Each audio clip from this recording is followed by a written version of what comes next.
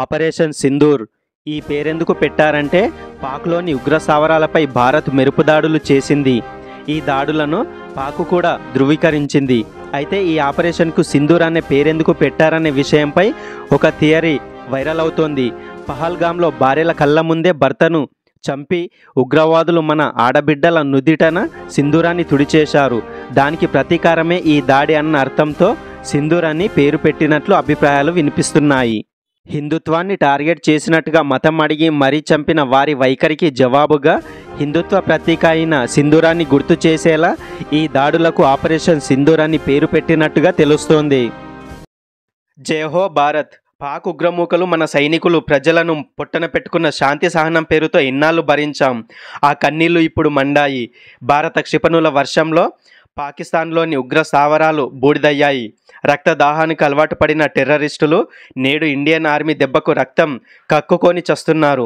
పార్టీలు, కులాలు, మతాలకు అతీతంగా సైనికులకు మద్దతుగా నిలవాల్సిన సమయం వచ్చింది. జై హో భారత్, జై హింద్.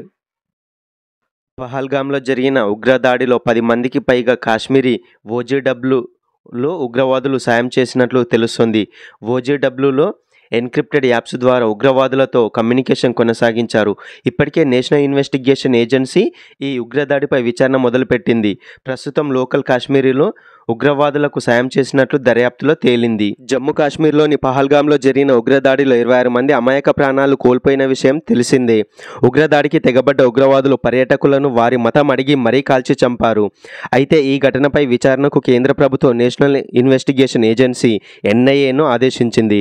అయితే తాజాగా ఉగ్రవాద దాడిపై జరిగిన దర్యాప్తులో దాడి జరిగిన సమయంలో 10 మందికి పైగా కాశ్మీరీ ఓజీడబ్ల్యూ ఓవర్గ్రౌండ్ వర్కర్లు దాడి చేసిన వారితో ప్రత్యక్ష సంబంధం ఉందని తేలింది.